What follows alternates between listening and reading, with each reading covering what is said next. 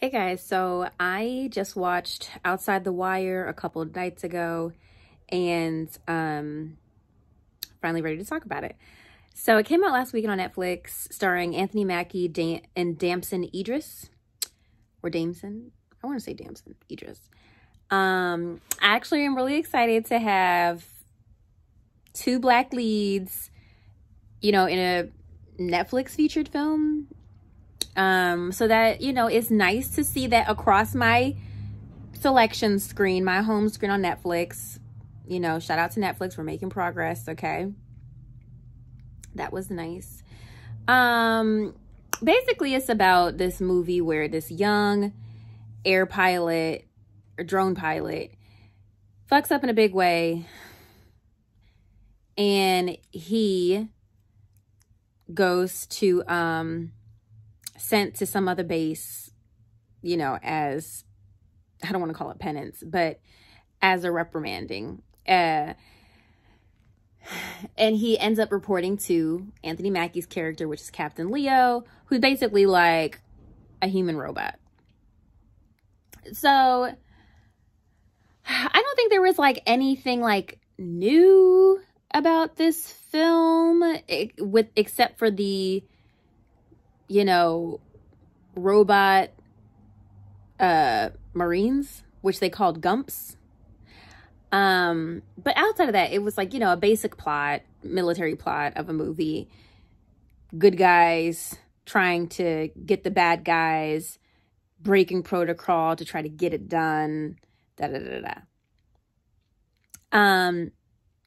I will say, because this movie's pretty long, it's like almost 2 hours.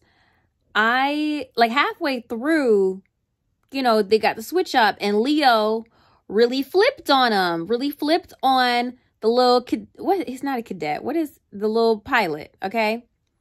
What was his name in the movie? Dang, I didn't even write his name. Harp, right? It was Harp. Harp is the one played by Damson.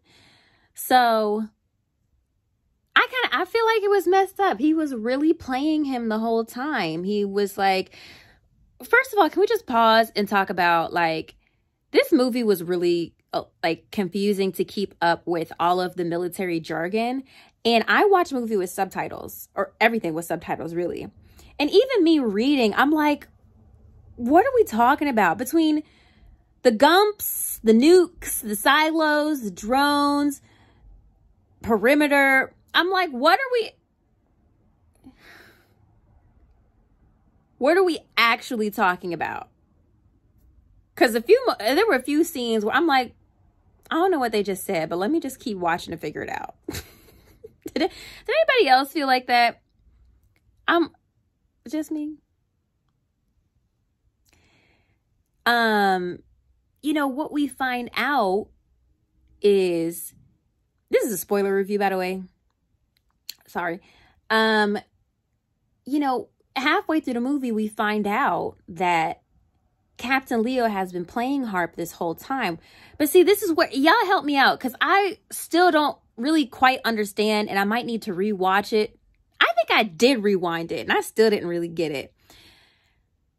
So Captain Leo requested Harp because seemingly he wanted somebody that could like think in intense situations and make like good judgment calls or whatever. So you make, at the beginning of the film, Harp was feeling like, okay, he was feeling validated, right? But then, halfway through the film, we find out that really Harp is technically in charge and he didn't even know that. And maybe that was in the NDA that he didn't really read and was told to sign. Remember that? Listen. Somebody could have told him. Somebody should have told him. Somebody should have told Harp, you are actually like in charge here. Don't let him, don't let him go overboard, etc., etc. All he was told was, hey, he's not like us. And, he waved that off and just, went to go meet him and found out, oh, he's a robot. Okay. I thought that was messed up. Like, so, okay, so back to how I was confused. So was Harp supposed to like stop him if he felt like he was making a bad judgment call?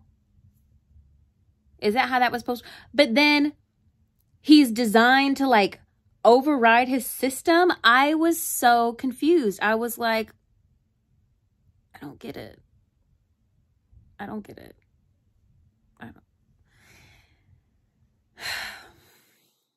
And then he took out his little tracker. And so that just, you know, all bets were off after that. I want to talk about Harp for a second, this young actor. I actually felt like he did a very good job of like portraying scared, because this man, you know, he had been in the air all the while dropping bombs, right? And now they keep repeating, okay, this is your work up close, boo. And, you know, he was really kind of seeing the reality of everything. I think towards the end, I think it actually did set in for him. But, you know, when he was, you know, when shit was getting real, he was having to like tighten up. And I think he did a really good job of like showing that he's scared, but also trying to like, you know, compartmentalize and like be in the moment.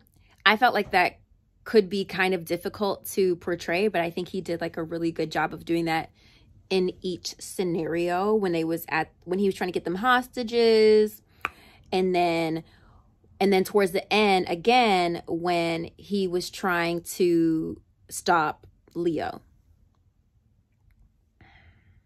By the way, the dude who played Victor Koval, if y'all ain't recognize that was the dude who played Euron Grey from Game of Thrones.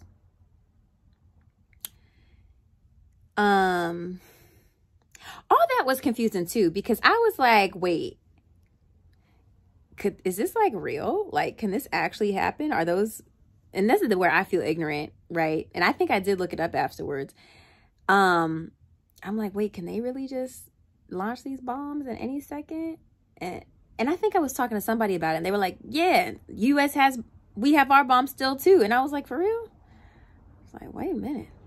Now, I think the premise of the film, not the premise, but Captain Leo's like driver, his whole point, which you finally get to the end, he was trying to launch a missile on the US to prove that their little passion project, which was him, could work against them. Now, I don't disagree with that. And I think everyone else in the movie was like, okay, yeah, we probably need to shut this down. But because really what could have happened is, like, if he had created more of them, if he was really smart, Leo, he would have let them create more of them. And then it could have been like an iRobot situation. And then they all just take over. You know? But nah, he was trying to go the other way, and he was trying to kill mad people to prove a point. Like, bruh, relax.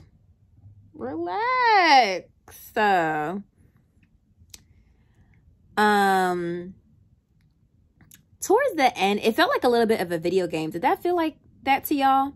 Like, you know, ever play them shooting games? And the way that Harp was like turning them corners, going up the stairs, going left, going up, blah, blah, blah, blah, blah. I was like, I feel like I'm watching a video game right now. And I would just like to say, I feel like there should have been more guards guarding an atomic bomb. Like, that whole plant was mad desolate. Child, anybody could have gone in. You know, some hacker could have got in, got the codes and whatever. I'm like, that's unrealistic. I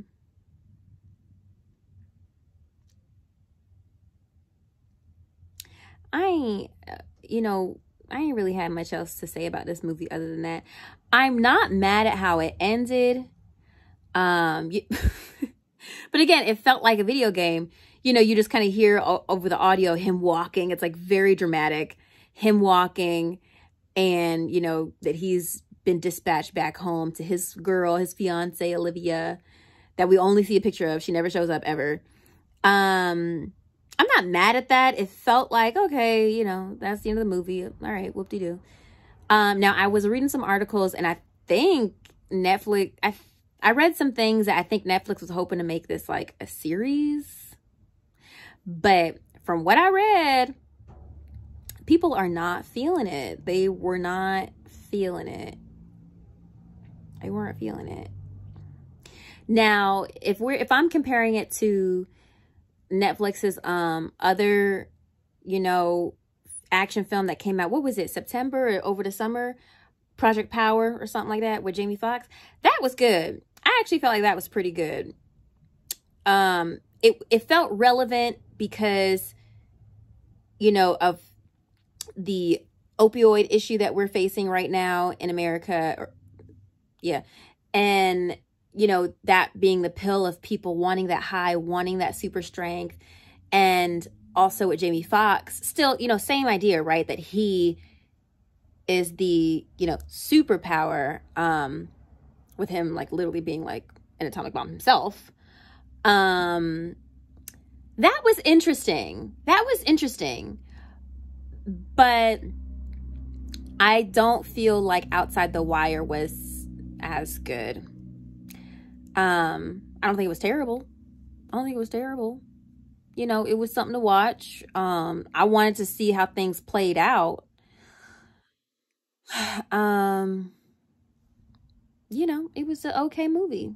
It was an okay movie, I felt like.